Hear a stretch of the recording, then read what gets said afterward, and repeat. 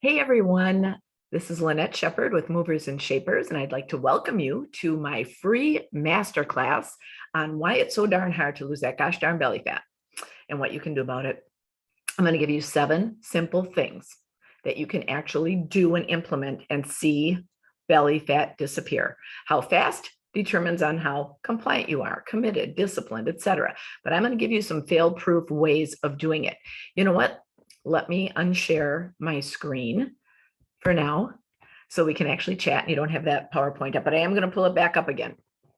I wanted, before I get into this, say thank you for clicking. I'm happy you did. I don't know what you're looking for. Maybe hopefully some answers. I'm going to make this quick. This is going to be about a half an hour with some heavy duty info that you can use. I'm going to go back to the screen. See, I shouldn't have even popped out of it. And introduce my family. All right, slideshow from beginning. And there they are. This is why I do what I do. So I'm going to give you a little background on me. I'm 62 years old. I've been health coaching for about 22 years. And what inspired me was being pregnant with this one right here. This is my family. This is my husband, Danny. This is my oldest, Andy. I love these kids so much. He's 27, my daughter Haley, who's 25 right now, and my daughter Sarah, who is 22. And there's me. My son surprised me this night. Oh, I'm going to get emotional. He'd been in China working for a year and a half, and they surprised me in a little sneak trip home. Anyway, he's back now. When I was pregnant with Sarah, I had gestational diabetes. And I was like, what the heck? I was always relatively healthy. I'm going to tell you right now, I've never had a weight problem and I've never been fat. But what I also want to tell you is that I do not focus on weight. Weight is an irrelevant, deceptive measurement. Fat weighs half as much as muscle. Muscle weighs twice as much as fat.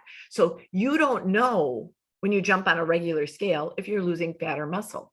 And if you are losing muscle, which conventional diets precipitate muscle loss, you are lowering your metabolism. If you are losing fat and increasing your muscle to fat ratio, you are increasing your metabolism. So that scale might show a lot of weight loss that you're getting all excited about, but it's probably muscle and your metabolism is actually slowing down.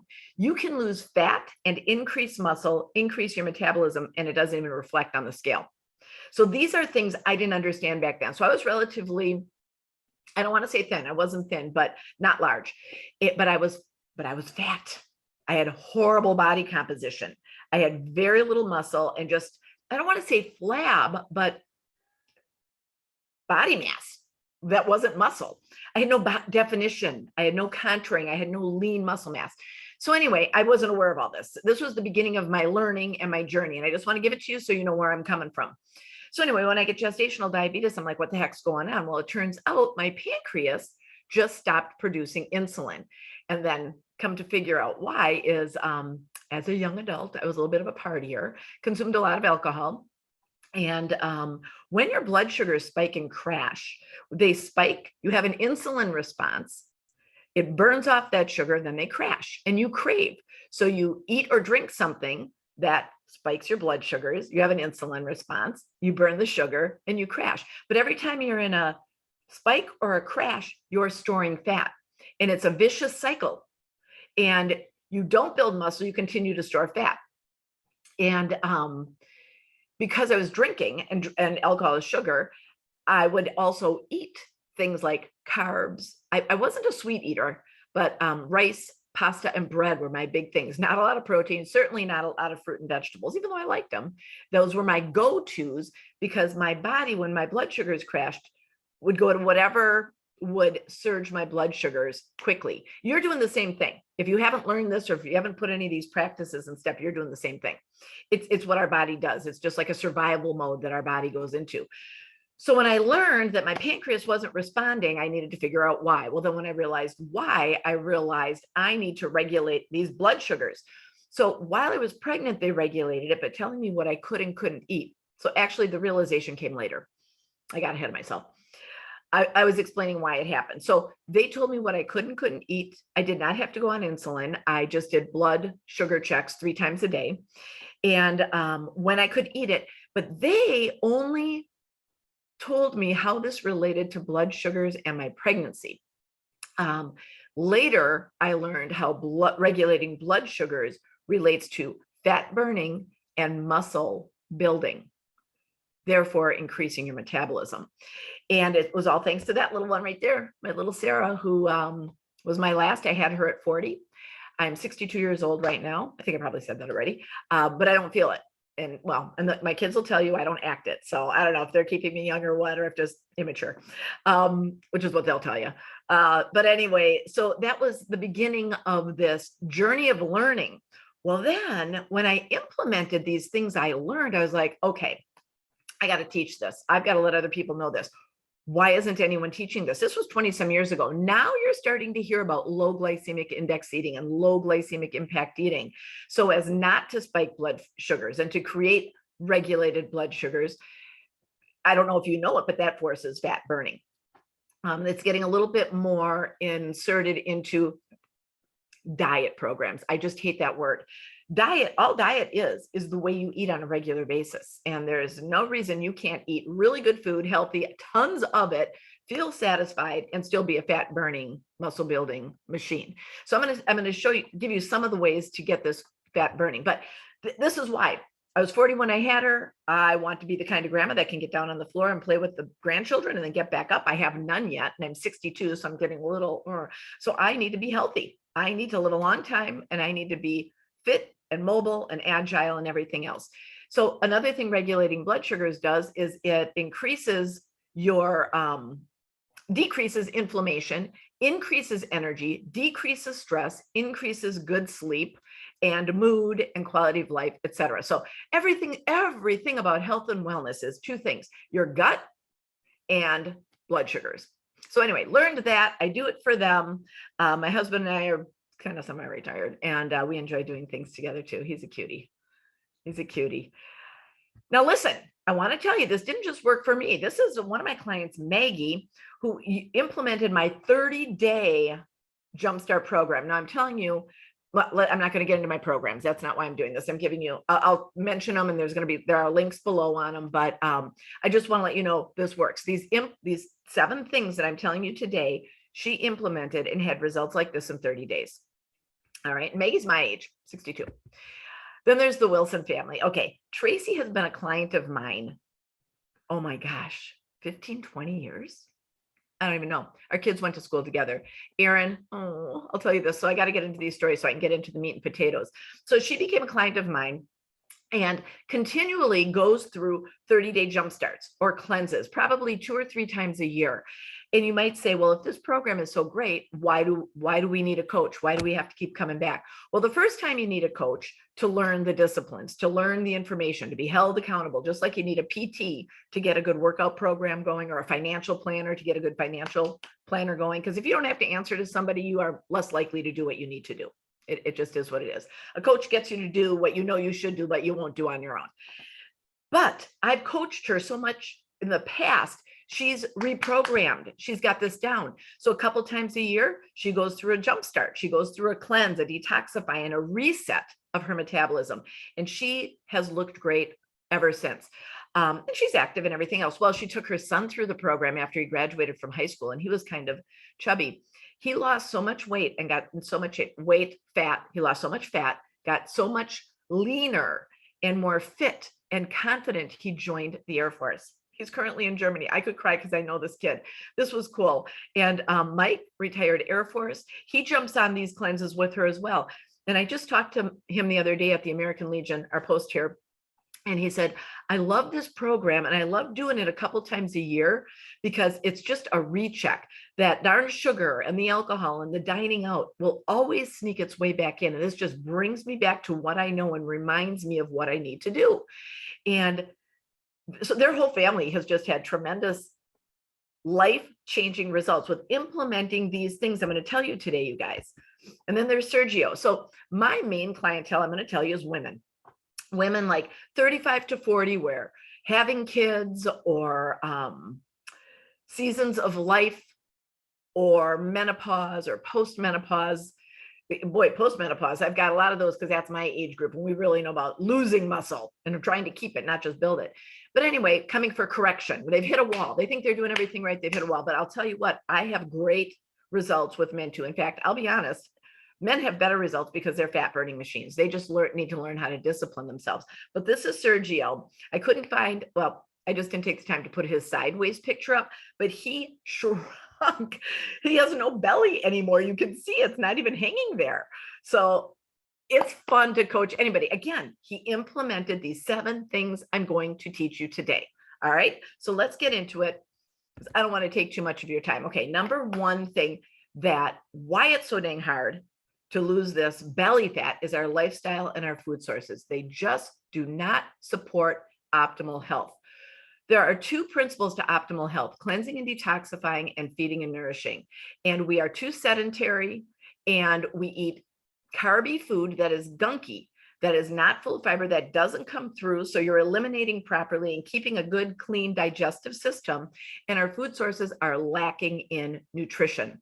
Supplementation, taking vitamins, used to be a luxury. Now it's a necessity. You are not getting the nutrients your body needs in the food you're eating, even if you are cooking for yourself. If you are not cooking for yourself, you are really nutrient deficient. Growing a garden in your own backyard and eating all that food and farming your own animals, like we used to do years ago, and not literally manufacturing chickens and beef. I can't get into that. That's a whole nother seminar. I got to do one of those. I'm going to video one of my wellness seminars. Keep an eye out for that. Brainstorm. Anyway, you're just not getting it. So it's because we're so busy. This is why we're not eating and cooking the way we should. And we find ourselves going out to eat a lot. We aren't eating as much fresh food. We aren't cooking at home. And when we eat out, we have too much sugar, too much fat, and very low fiber, very high carby.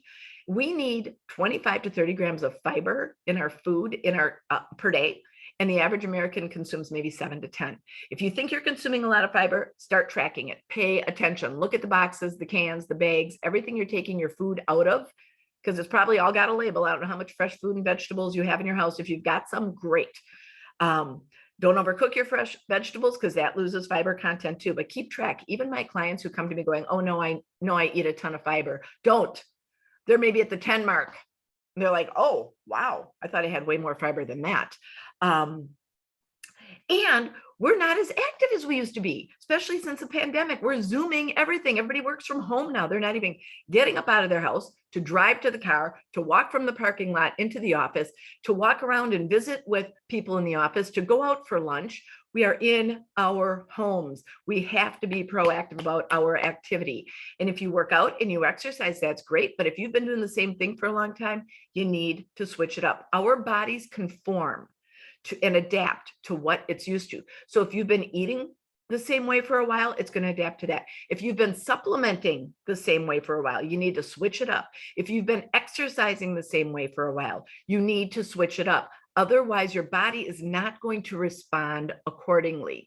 So those are some little tips and tricks that aren't on my list of things, but those are things that you can implement that will make drastic changes. Switch up your vitamins, switch up your eating, and switch up your exercise. We're going to specifically talk about how to switch up your eating. And that is to increase fiber, increase protein. I have a saying, protein and fiber with every meal makes staying healthy no big deal. And when you're healthy, you are lean. When you are healthy, you are fat burning 24/7, and you are maintaining and or increasing muscle 24/7. This makes you a fat burning machine with a revved up, corrected metabolism. And that's the goal. Now, you also, though, need to eliminate some things. You need to eliminate inflammatory foods, high glycemic foods. These are bad carbs, bad starches, rice, pasta, bread, mashed potatoes, things that have starch but no fiber. Good carbs are like beans in that because they're very high fiber, but they still have some starch and some carbs in them. Sweet potato, squash, things like that. You have to eliminate sweets. And now I'm not saying forever. You have to eliminate them once you get rid of the belly fat, once you correct your metabolism, then you can incorporate that them back in on a limited basis and once in a while. I'm a proponent of eliminating gluten. Our bodies, our wheat is not the same wheat it was years ago, so our bodies don't respond appropriately. Most people are intolerant, maybe not celiac, maybe not allergic. Gluten allergies, but intolerant. And that will reflect itself in bloating, gastrointestinal problems, and inflammation. So eliminating or reducing gluten is good. Eliminating or reducing dairy is phenomenal. I know, sorry for you Wisconsin people, it is what it is. Milk has no place in your diet. That's all I'm saying right now. So what kind of belly fat are we talking about? Well, it's not the kind of fat you think it is. We're talking visceral fat. This is what you need to target to get healthy. And I'm not just talking slim down. Get rid of this belly fat, this visceral fat, and you will slim down. But this visceral fat is also a contributor to cancer, heart disease, high blood pressure, high cholesterol, diabetes, which is a link to all of those things. It's this vicious cycle. They're all in bed together, all of these diseases. And it all stems from irregular blood sugars and storing visceral fat. Regulate your blood sugars, increase fiber, cleanse and detoxify, nourish your body. You will get rid of this. This is all in my 7 things. You will get rid of this and you will slim down. This is the hardest fat to get rid of. So a lot of people think if I eat less fat, I'll lose fat. You need to eat less carbs. Excess carbs store as fat, excess fat stores as fat. But the excess fat that is stored from excess carbs is harder to lose because it's visceral. The fat stored from excess fat is body fat, and that's easier to get rid of. So when you start to lose, if you calorie restrict or do a regular diet, you're going to lose muscle and you're going to lose body fat, but you don't focus on this. And that's why a lot of people who go on diets, and I see them all the time, they're skinny everywhere, but they got this, they're thick in the middle. They're not targeting visceral fat. And that's the fat you need to target. What's the other thing that contributes to this? These are the 3 things that keep you from losing belly fat: our hormones, your adrenals, and cortisol. Again, all in bed together. I could do like an hour on this. And in fact, in my classes, I do a whole chapter, a whole hour on this. So I'm going to just focus on adrenals and the hormone cortisol. When any hormone is out of whack, all hormones are out of whack. So when you're spiking insulin or you have an insulin response all the time from your bad eating, you're messing with all your other hormones. Too many insulin spikes create stress, which creates a cortisol response. So let's get to number 1 here, high stress. Everyone has stress. Different types, but everybody has it, and we have it all the time. Let me give you some examples. There's the kind of stress that you get when you walk past a dish, a sink full of dirty dishes, or a pile of laundry that needs to be folded, or paperwork that needs to be filed, or your to-do list, and you've only checked 2 things off and it's 8 p.m. That, oh, I got to get stuff done. I'm behind. Just kind of, well, there's a physical response to that thought, and you release cortisol. Then there's the fight or fight response. And that's like when a car cuts in front of you and you have to slam on your brakes and you're like, oh my God, I almost just got killed. Or something falls in front of you. And you taste the adrenal response, you taste the adrenaline in your mouth, cortisol gets released to give you the energy to get through that. That's why you get all like, all jittery after something like that, because that's your survival response.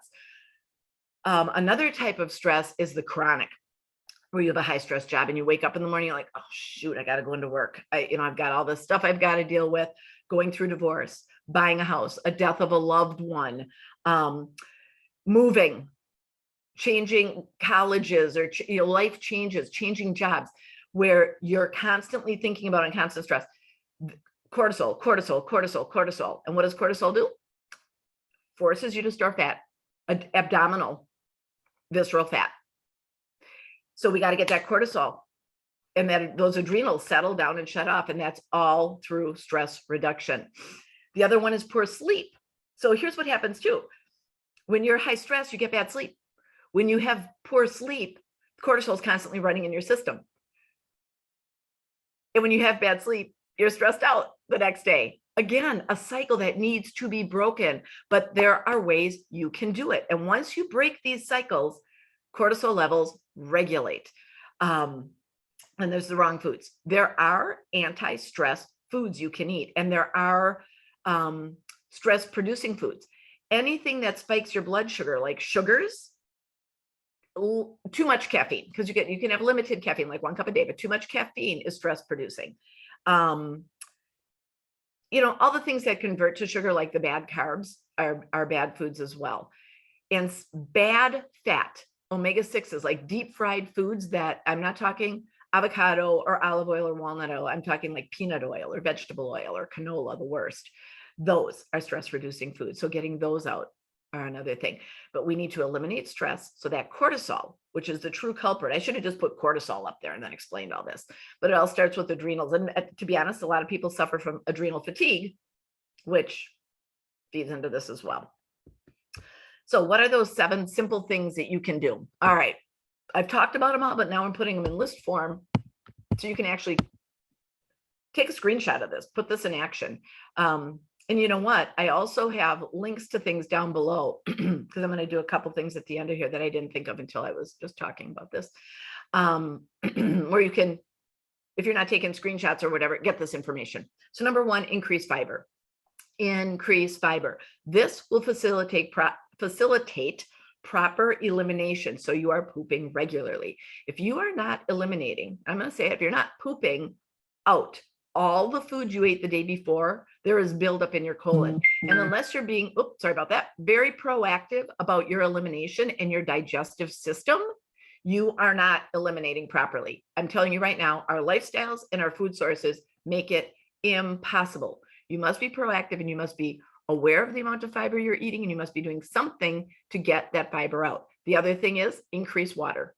Drink 8 glasses of water a day. Now I'm going to tell you something. I have a saying, what's easy to do is easy not to do. And everything I'm telling you here is easy to do, but it's easy to poo-poo. If you only need to incorporate one for 21 days to establish a habit, and then another one for 21 days to establish another good habit on top of that first one, and then another one to establish another, go 21 days for each one and establish 7 new habits this year. If you think you can do, establish one in a week, you figure out how you implement these, but what's easy to do is easy not to do. And this part's up to you. Okay. This is where good coaching and accountability comes in, if you need a good coach.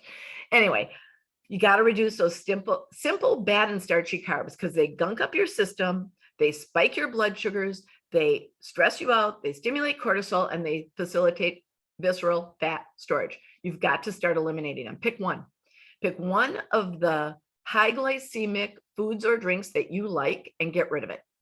And then once you're comfortable with that, get rid of another one. This could be a 20-year process, you guys. That's how it's been for me. I'm still eliminating things, getting rid of bad habits and starting new ones. It doesn't happen overnight. Again, this is why sometimes I coach people for 20 years because we're in this together. I go through the classes with everybody. Because sugar's a drug and it's in everything and it will get back in your system without you even trying. And it's in, like I said, it's in everything. I mentioned this earlier, increase your activity, switch things up. If you're inactive, get active. If you're active, switch it up. Talked about regulating blood sugars many, many, many times. A couple ways to do it. Increasing your fiber will lower your lower the glycemic index of foods and regulate blood sugar so you don't have an insulin response. Increasing your veggie intake. You should be eating 8 to 10 cups of veggies a day and increase your protein intake. Protein and fiber with every meal makes staying healthy no big deal. All right. Increasing protein and fiber, which I already talked about, adding those veggies in, getting rid of the simple carbs will all regulate your blood sugars. Reducing stress. You need to be mindful. You need to be aware of your triggers and you need to know how to respond to them. Again, these are all things that I discuss in depth in my programs, but these are simple things. I'm telling you guys, pick one and say, okay, this is what I need to do. Master it. Pick another one. Print this out and put it on your fridge. And you can do it in 30 days. You saw people who have done it. But you need to reduce your stress. Praying, meditation, deep breathing, taking a walk, riding a bike, getting in nature, reading, forcing some balance in your life, listening to audios, listening to podcasts, supporting podcasts. All of these things can help you reduce stress. Next thing is you got to get better sleep. And again, this is something you have control over. Get rid of the phone a half an hour and TV. No screens, a half hour to an hour before bed. Read, pray, meditate. If you can't do an hour, if you can't do a half hour, do 15 minutes. You'll probably fall asleep. Have a set bedtime and a set wake up time. And that might take a while to establish. Get all lights out of the room. Sleep cycles are 90 minutes. So if you want to set an alarm, figure out 3 or 4 90-minute cycles, and that's when you want to set the alarm. Odds are you will wake up right before that alarm goes off. But that means you had good sleep. Do not have caffeine after 2 o'clock at night. Don't eat after 8 o'clock at night. You might want to eliminate caffeine altogether for a while, get it out of your system. Just go back to 1 cup a day in the morning. You know what? I should have had notes with me, but I teach this stuff so much all the time and I'm so passionate about it. I just didn't have them. Google it, how to get better sleep. When you put all these things in place, I'm going to unshare, you will have a smaller stomach. You will start burning that visceral fat. You will see your waist slimming down. You will see your tummy flatter. I'm 2 weeks into a cleanse with my new group, and my stomach's flat, my pants are big. It's effective. So put these things into place, please, please, please, please. And then reach out back to me somehow through social media or through this YouTube video and tell me that it worked. Ask me questions. Let me know if you have concerns. I'm here for you. And I'm very responsive. I love this. I want people to get healthy, and I want you to pay it forward to someone else. I want you to pay it forward to your children, to our next generation, so we can rise up some healthy leaders. All the information I talked about is down below. A couple of things, because like I said, I'm not on here to sell anything, but there are some things that will facilitate a lot of this, like a great fiber powder. I can't consume enough veggies to get 30 grams of fiber a day. So I drink a fiber powder every day and or a shake that both have 10 grams of fiber, and the shake has 21 grams of protein. So you get that protein and fiber in one delicious creamy shake. I'm posting the links down below. Those can help you accomplish these things. What's the other thing I put down there? Shakes, colon cleanse, 7-day cleanse. Oh, and 7-day cleanse. If you want to do just a really good 7-day cleanse, I put a link to a 7-day cleanse that has the fiber in it, release tabs, and a liver cleanse to really cleanse your body of toxins if you think you're toxic. And then I put links to my wait list for my fall programs and to some other things in there. But anyway, if you want to learn more, there's more information down there. If you want to reach out, you can reach out to me through this YouTube, through social media. Should have had a screen on here with all that. I'm kind of new at this. You can find me at Movers and Shapers Wellness Solutions on Facebook, Movers Shapers Wellness Solutions on Instagram, and the Movers and Shapers on YouTube. I also have some Cooking with Lynette channels you might like, because you can make really good, healthy, delicious food quick, easy, and affordably. Because if that's what's holding you back from cooking at home, not anymore. Not once you get to know me. All right. Well, listen, thank you so much for joining me on my masterclass on why it's so dang hard to get rid of that gosh darn belly fat, what you can do about it. 7 things I gave you. Now, come on, please implement them and stay in touch with me, will you? I hope so. Do me a favor, like this video, share it, subscribe to my videos. You'll love them. And then hit post notifications so you know when I'm actually, dropping a new video. All right. Thanks, you guys. Have a wonderful day.